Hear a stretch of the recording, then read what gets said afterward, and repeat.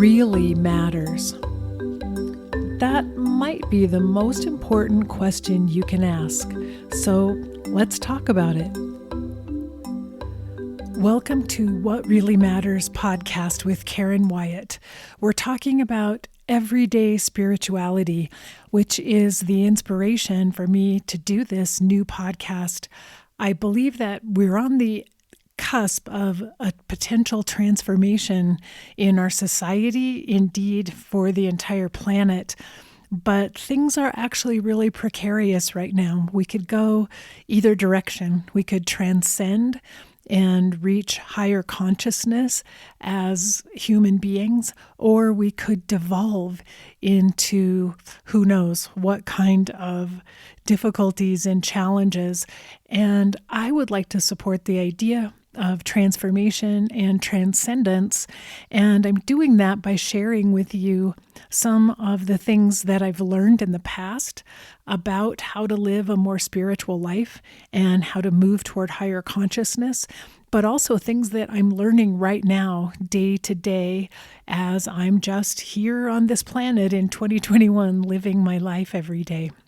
So I'm hoping this will be helpful to any of you who, like me, are working toward higher consciousness and wanting to live a life that has deeper meaning to it and that focuses on our own spiritual existence and becoming the best selves that we can possibly be. So that's why I'm sharing this information with you. Today, we're going to listen in on an episode that I recorded a couple of years ago for my other podcast, End of Life University. It's part 3 of the Dance of Life and Death, and I'm talking all about rhythm here. So you'll hear all of my ideas and thoughts around that. I just wanted to say before we get started that finding the rhythm of life is still something that I work on all the time. I find myself constantly, I'm either pushing or pulling life in one direction or another instead of relaxing and enjoying the music and being in the rhythm and the flow of life. So the messages that I'm sharing here are still extremely important for me today and still things that I'm working on right now. So I hope you find it of interest as well. So here we go. So now I'll move on to the feature discussion for today, the dance of life and death. And today we're talking about rhythm. So if you've listened to the previous 2 episodes in this series, I talked first of all about timing and secondly about balance. And so today is rhythm. These are all 3 characteristics that are important in dance. So I'm likening life and death to a dance. Life and death are the 2 partners who are connected eternally with one another, dancing their way through the universe. And these elements, timing, balance, and now rhythm, are instrumental in how life and death unfold and intertwine together. So I'm really breaking down the elements, and there will be a 4th one coming up, to help us understand a little bit better how we can fit into this dance of life and death, how we can accept it better, and how we can utilize it to make our own lives better. So, as we're looking at the subject of rhythm, I happened to be reading something that a dancer wrote one day, and he talked about the fact that one of the most important elements of dance is the pause, the moments when there's no movement in the dance. He was talking about when we know exactly how and when to pause in the midst of a dance, we highlight the movement of the dance by stopping the motion temporarily.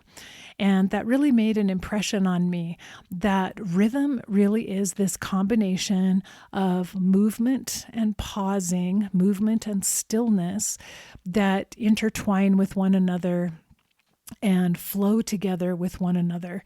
But movement alone would not be satisfying or entertaining. That's what this dancer was emphasizing, that it's really the moments of stillness when there's no movement that allow us to appreciate the motion so much when it returns. And so I think that's such a good metaphor for life, that we need this constant rhythm of movement and stillness working together in our lives. And then if we think about music, which is also rhythmic in its nature, music as well contains rests and pauses. And it's those pauses that sometimes create the drama and the tension and the beauty within the music. It's not constant notes. There are moments of pausing and moments when there's stillness and silence within the music. And also in poetry and the written word, it's sometimes the white space on the page that is the most profound. When you're reading a poem, it's the words that have not been written, the words that are implied but not spoken or written, that have the most impact for us. So it's what is not said that makes the spoken word more profound, if we think about it. Just as it's emptiness that underscores fullness and helps us appreciate times when we're just full of life and energy and excitement. It's those times when we feel empty and dry that help us appreciate fullness. And so these contrasting states, movement and stillness, emptiness and fullness, that help create this rhythm that flows through all of life and death. So I wanted to get you started by thinking about that idea that there is both movement and stillness, forward motion and waiting and pausing within this rhythm of life and death. And sometimes we find it hard to accept either one of those or both of those states at various times. Sometimes we don't like the movement. We feel that things are pushing forward too quickly and we'd like to slow it down for a while. Sometimes we really can't stand waiting and pausing and anticipating something, and we wish we could speed it up and make it happen faster. But life and death have their own rhythm, their own flow, and we really do not have control over that rhythm. It's something we have to learn how to fit into and accept for ourselves. So I have a couple of quotes for you. First of all, from Rudolf Steiner. He's the founder of the Waldorf School. And he wrote, "Only man is permitted to live without rhythm in order that he can become free. However, he must of his own accord bring rhythm again into the chaos." And then he goes on to also write, "One can ascend to a higher development only by bringing the rhythm and repetition into one's life. Rhythm holds sway in all nature." So what he's really saying is that we're allowed to step out of the rhythm that exists in the universe and nature. We're allowed to defy that rhythm if we choose to in our lives. That's how we differentiate ourselves and get to know ourselves. But in order to grow and to evolve into our best and highest selves, we have to figure out how to bring the rhythm back into our lives and how to accept the rhythm of nature and the universe that surrounds us, that we are part of.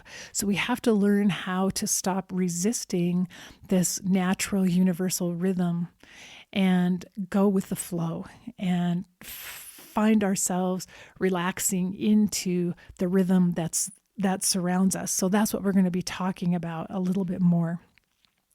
As I was preparing for this episode 2 weeks ago, I started doing some research and writing some things down for the episode.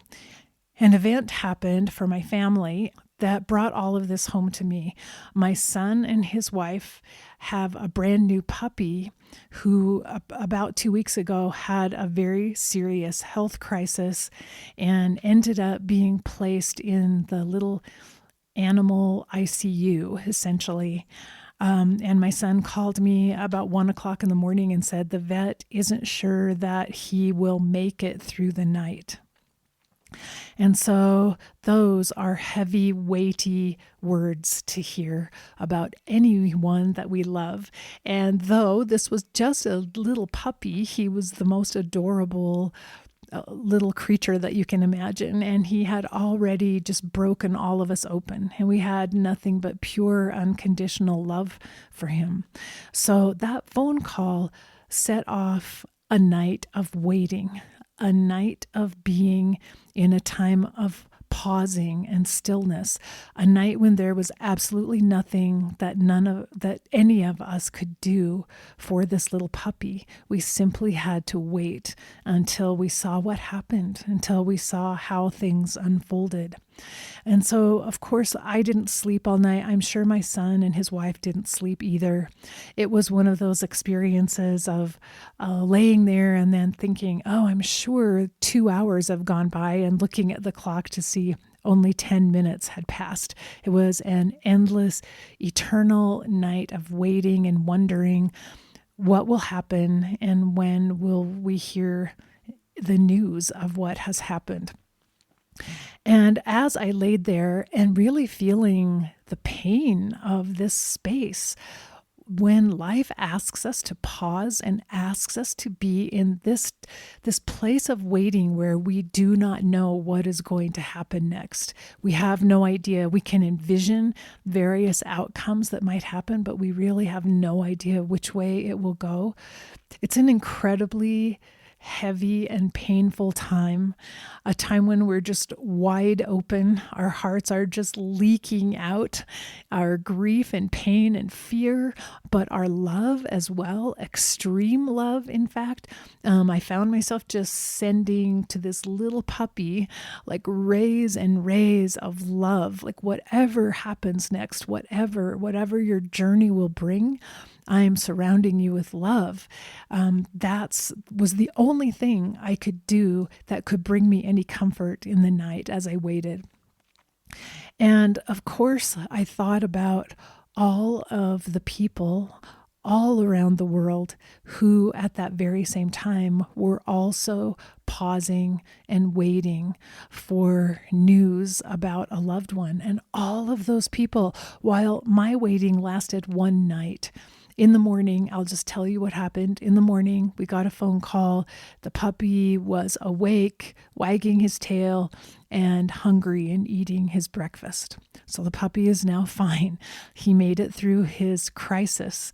And we now think of him as a little miracle dog who is still gracing our lives with so much love and joy. And we are indeed grateful beyond words that we still get to have this puppy in our lives.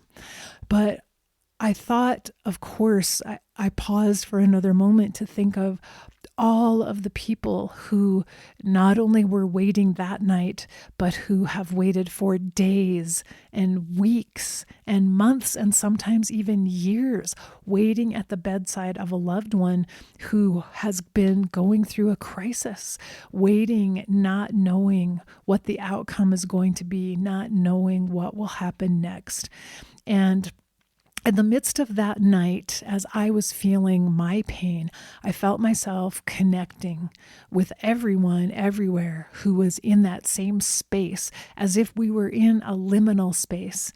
In between the times of movement, in between the times of doing, we were in a liminal space between where we had nothing available to us except to just be in the moment. I felt a connection with everyone out there who's in that similar space, and it was powerful and profound. And I realized that it is this experience of having to wait in the midst of uncertainty when we don't know what's coming next, when we have no idea what the outcome is going to be of the circumstance that we're in. These are simply profound times when I believe there is an opportunity to find space to grow.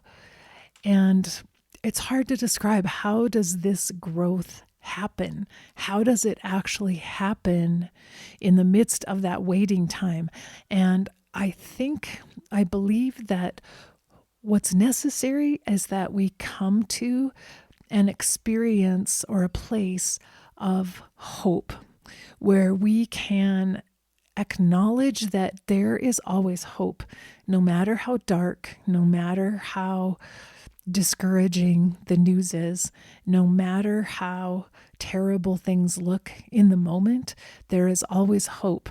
Now, hope for me when the little puppy was in the ICU was not necessarily, oh, I hope that he lives. Of course, I did have that hope.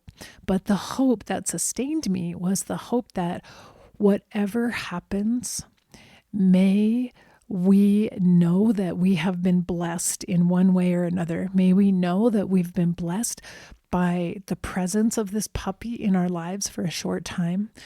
And may we know that if it's his time to leave us, that also is part of the blessing for us. That was my hope, that we would be able to move through whatever the outcome was, and that we would be able to find a way to grow from it, in a way to turn it into something beautiful and something that could sustain us in the future, no matter what happened. And so I have another quote here from Bruce Barton that I think echoes what I'm trying to say. He said, "Action and reaction, ebb and flow, trial and error, change.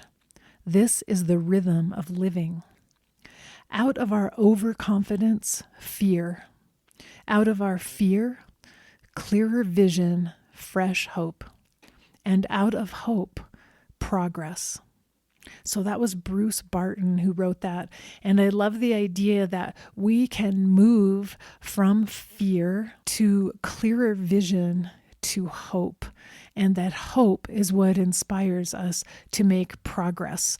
And we make that progress not just because, oh, there's a great happy outcome, exactly what we wanted to have happen came true. No, we make progress because we understand that we have the tools to deal with whatever the outcome is. That's what the clearer vision is. The clearer vision allows us to see that this is all part of my life. Everything I've learned, every way in which I've grown has brought me to this place where I am now dealing in this moment of pause, in this liminal space where I'm waiting. I'm now dealing with the unknown and the uncertainty. But everything I've learned up to now has prepared me for this. I'm ready for this. And with that clearer vision, we can find hope in the fact that we've been through tough times before. We've experienced difficult things in our lives before, and we've survived them. And our hope is, yes, we will survive whatever the outcome is, and we will find a way somehow, sometime, at some place down the road, a way to make progress. Maybe it won't happen immediately. Maybe it will take us years. Maybe we'll spend years grieving and in pain before we're ready for progress. But the fact that progress is still possible is where our hope comes from in those dark moments. And so remember what Rudolf Steiner wrote in the quotes I mentioned earlier, that we have to find a way to bring rhythm back into our lives in order to grow, in order to make this progress. So I'm saying it's essential at some point that we stop trying to change things. We stop trying to push or pull or shove things into our desired outcome. We have to learn how to surrender in the moment to whatever is happening. We have to surrender into the pause, into the liminal space, the waiting time, and just allow it to be there and allow ourselves to be in that still place without answers and without knowing. I think that's essential for us to keep growing and to keep moving toward becoming our best and highest selves.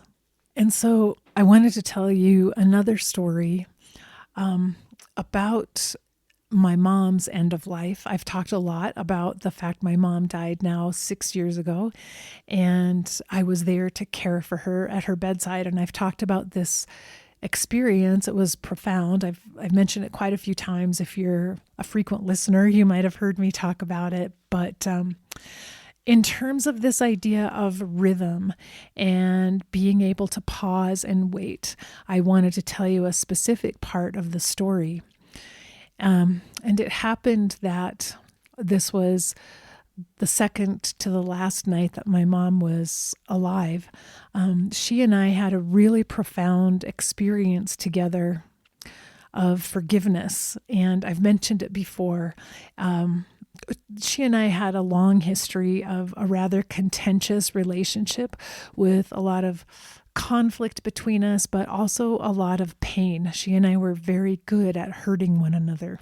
So we both had an armor built up around us to shield us from the other person's pain, and a lot of defensiveness and sensitivity when we were together, which made it interesting when suddenly I was in the role of being her caregiver and she was dependent as a patient, which she didn't like at all. So the second to the last night that she was alive, we had this experience together. She tried to crawl out of bed. I tried to help her get back into bed very awkwardly, and ended up with my legs spread apart, holding her feet, which were sliding apart on the floor, with my hands around her, my arms around her waist, trying to lift her up on the bed, and struggling for quite some time to actually get her back on the bed. I was basically just trying to stop her from sliding and falling on the floor at that moment, and then also trying to lift her on the bed when I had no upper body strength because my legs were spread apart, holding her feet with my legs so she wouldn't slide, with my feet so she wouldn't slide. So anyway, we had a struggle as I tried to get her back into bed in the middle of the night. And the outcome of that struggle is that I ended up holding her in my arms when I finally got her back into bed, so relieved, so grateful that nothing happened, that she didn't fall or get hurt, and that I didn't get hurt in the process of trying to lift her into bed, and that we were both safe and everything was fine. And I was holding her, and well, I guess I can just tell you, she said something to me. She said, "I used to tie you to the kitchen chair." That's all she said to me. And suddenly I had this memory when I was little, 2 or 3 years old, of she would tie me with a dish towel to the kitchen chair because I was constantly trying to crawl out of my high chair or crawl onto the table. And I hated it. It was always a negative memory for me, like how awful that she would tie me down like that. And suddenly in that moment, when that memory came back to me, I realized, oh, what she's telling me is that she loved me and was afraid I would get hurt, just like I was afraid she would get hurt. And I was trying to restrain her and force her back into bed where she didn't want to be because I didn't want anything bad to happen to her. And that her tying me to the chair was the very same act of love and concern. And as she spoke those words to me, we looked in each other's eyes, and it was as if all the barriers between us broke down. We had this amazing moment of pure forgiveness, as if we could see each other clearly for the first time ever. Suddenly I understood all the behaviors I didn't like about my mom, being too controlling and too demanding. They were all coming from her love and her concern for me. And for the first time in my entire life, I could see it in that moment. And suddenly she saw me as well and saw my love for her. And it was as if everything that had ever hurt us was dissolved in that moment. We experienced this total forgiveness and total beautiful, unconditional love for one another. It was amazing. And when she fell asleep, I was exhausted, and I climbed into bed next to her and slept next to her that night. And it was the most love I had ever felt in my life, in my relationship with my mom. It was beautiful and amazing. And I was basking in it and thinking, wow, I'm so glad that we reached this point together, because we are going to have weeks in which we can just capitalize on this. I can just enjoy this feeling of being loved by my mom, and loved without barriers and without agenda and without hidden wounds that are corrupting the love or inhibiting the love. So, I slept in this amazing, blissful feeling that night, but woke up early in the morning because the sound of my mom's breathing had changed. And I knew in an instant, from my experience being with dying patients, I knew in an instant that she was only going to live another day, because her breathing had already changed. She was already in the agonal breathing state of the dying process. And I was devastated, because I had only just experienced the love my mom had to offer to me, finally, fully and unconditionally. And now it was time for her to go. And it completely broke my heart. I started crying and sobbing on the bed, because I felt so sad, like, oh my gosh, I just got to experience this with her, and now it's going to go away. And so that day, I knew this was going to be her last day. It was like her last 30 hours with me. And I wanted to make this somehow be a special day. So I thought about, what do I need to do? What should I do? What should I plan?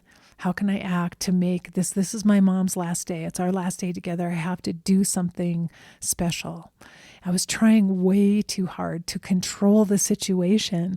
I wasn't at that time able to be in the liminal space. I wasn't able to get still and wait and simply be there and allow it to unfold. I was trying to control things, because I felt like I only have this short time left with her. I need to make other special things happen.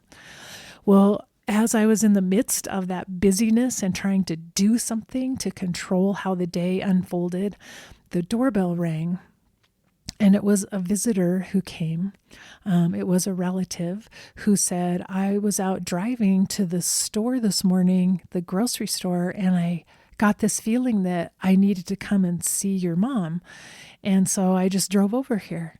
She hadn't called first or let us know, but I knew, that's interesting.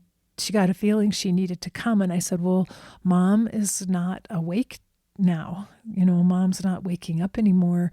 But you're welcome to come and just say whatever you'd like to say to her.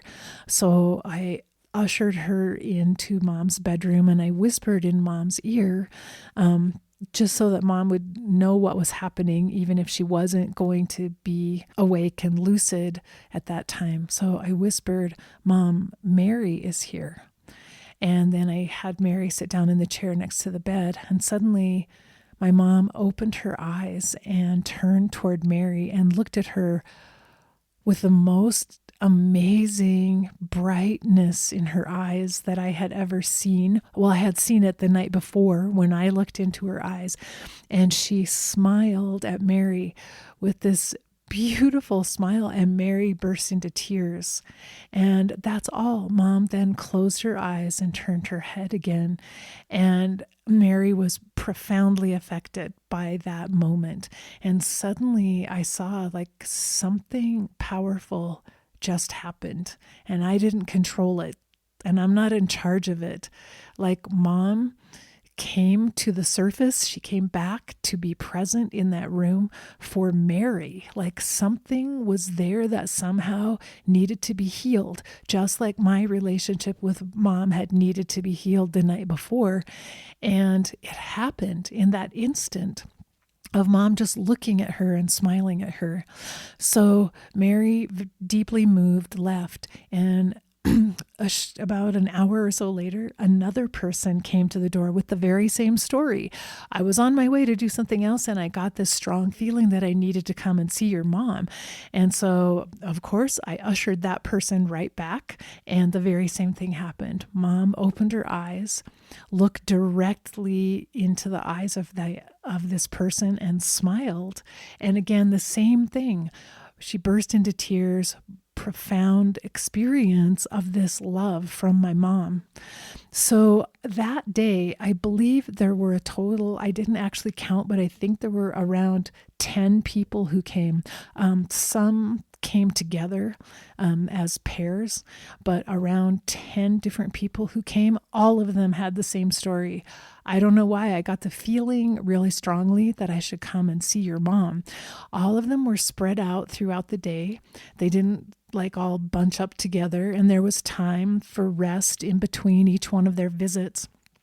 And honestly, I sat back in awe and wonder, knowing I never could have orchestrated anything like this. As much as I had wanted to create a special day for my mom's last day, I never would have thought of any of these people. Some of them I didn't even know who came by. And yet it was perfect watching person after person come and just be blessed, almost be lightning struck by my mom opening her eyes and smiling at them. And she did it for every single person who came. And I was, as I said, I was completely in awe of what was happening. And it reminded me totally that I cannot control what's happening. This is the rhythm of her life and her death. And for me to even think that I could make something special happen today was out of line. That's not how it is. All I needed to do was relax and allow this rhythm of her living and her dying to unfold as it would and as it did. There was nothing I needed to try to change or control. I simply needed to stay in that liminal space and wait and allow time to pause and allow whatever was happening next to happen. And it was such a powerful reminder to me, so that Mom lived through that night and until 1:00 the next afternoon. And through those hours, that experience the day before of watching how amazingly she opened her eyes for every person and just gave every one of them a blast of pure love as her last act on this earth. And as she had done for me the night before, that experience showed me, don't do anything. Don't think that you are controlling any of this. You just have to sit here. You just have to be here. You just have to bring your whole self the best you can. You have to experience everything, the watching, the waiting, the stillness, the moments of pure bliss when she opens her eyes, when she says a word. You have to experience that and be there for it and watch for it and take it in, but you can't control it and you can't make it be anything you want it to be. You have to surrender and accept this rhythm of her dying is its own entity. It's going to take place as it does, in the way it does. And so I got this powerful reminder to be with it, to sit with her and be at her bedside. And even though it was all happening so much faster than I wanted, even though I wanted weeks, if not months of time to spend with her, to bask in that love, I had to be in the space where I could take in every single ray of light that beamed from her eyes and from her smile, and every drop of love that she was sharing in her last moments, and fill myself with that, fill myself up, because this is what she was offering. This is what the rhythm of her life and death were giving to me. This was my blessing, my chance to be blessed by my relationship with my mom. And so from that moment of being in the stillness and being in the pause and waiting with her, when she actually did take her last breath, it was incredible, beautiful, profound. And I felt this rising sense of just joy and freedom and peace from my heart, even while I felt the devastation of, oh my goodness, like this is it. This is it. I can't, I can't hold her hand again. I can't lay with her again. I can't hold her in my arms again. That is over now. And of course, having gone through that time of waiting and pausing, the stillness within the rhythm of life, it helped me so much the following months and years as I dealt with the sadness of not being able to call my mom on the phone anymore, or not being able to go visit her and drink tea with her at her table, not being able to look at her garden that she planted. The sadness and the loss of that experience was so much more bearable because I understood how to wait. I understood how to pause. I understood how to get myself back into the rhythm of living and dying, the rhythm of stillness and movement. And each time I can bring myself back to that rhythm, I suddenly feel my mom's presence all around me. And so again, like Rudolf Steiner mentioned, we're allowed to take ourselves out of the rhythm if we need to or choose to. But when we return to the rhythm, that's when I remember, oh, mom is here all the time. I feel her presence. I feel that same love emanating from her. I haven't lost that at all. And so comfort comes to me and peace comes to me when I get myself back into that place of being within the rhythm of life. And there's one more thing that I wanted to share with you about this rhythm, about being able to surrender and go with the flow of living and dying, of experiencing the movement and the stillness, both whenever it's time for them to arise. And that is the idea of synchronicity, which is when two surprising events happen to coincide with one another. And synchronicity is a word, that sometimes some people think of that as a coincidence. Oh my gosh, look, we both showed up at the same place at the same time. Isn't that interesting? And perhaps my mom's last full day of life, when those 10 people just happened to get inspired to come to our house, perhaps that was a coincidence that all 10 of them did. But perhaps it was more of a divine synchronicity. Perhaps it was because they themselves, for just a moment, were in the rhythm of life and they got an intuitive hit. Something said to them. They got a message. Go see Margaret now. Go there right now. And they listened to it and they followed it. So this idea that there is synchronicity, I believe when these experiences happen to us, it's when we are in the flow, when we are in the rhythm of the universe and nature, we're in the rhythm of life and death. That's when we're open to the synchronicity of events happening, of things flowing together and happening at the same time that sometimes feel miraculous to us. And I was reading some research done by the scientist Bruce Lipton, and he talked about the fact that if you put a number of pendulum clocks on the wall in the same room, so those are all clocks that have a pendulum that swings back and forth, and you start them all at different times so that they're all out of sync with one another. Ultimately, eventually, those clocks synchronize themselves so that the pendulums are swinging at exactly the same pace, back and forth. So the rhythm of life, it's real. It's a real thing, because even an inanimate object like a clock can conform itself to the rhythm and synchronize with other clocks. And Bruce Lipton also mentions research where they place a number of heart cells, the living cells that are of heart tissue that are each beating. They place them in a petri dish together without touching one another.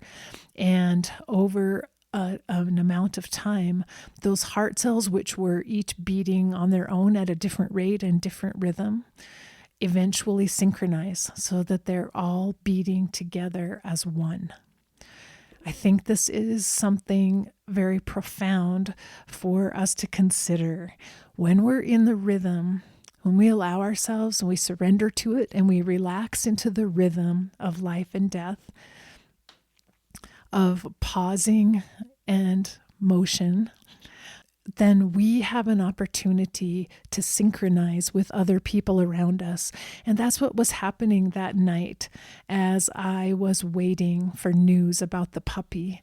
And I found myself opening my heart and thinking about all the other people on that same night, at that same moment, who were in hospital rooms, sitting at bedsides. Maybe they were in a police station waiting for a loved one who'd been arrested. All the people waiting in various situations, wondering what will happen next, and waiting for a phone call, waiting to hear the news, waiting to see what was coming. All the other people in that same liminal space of pausing and waiting. And as I described it that night, I felt connected to everyone who was experiencing the pause, the waiting, the uncertainty, the unknown of what's coming next. So when we relax into the rhythm, when we surrender to the rhythm of life and death, of the universe, of nature, that's when we have this opportunity to become synchronized with other beings on the planet. And that's when we can begin to recognize that we are all really one. We're all very different in our own ways. And oftentimes these days, we emphasize the differences. We emphasize the ways in which we're not alike at all. We don't think the same. We don't value the same things. We don't behave the same way. We don't want the same things. We emphasize those differences, but in reality, we are like one heart beating. Our hearts synchronize with one another. Our spirits are in this same flow of life and death. If we can recognize that synchronicity, then I think we no longer have to fear other people. We can move through our fear of people who are different than us. We can find clearer vision. We can find fresh hope.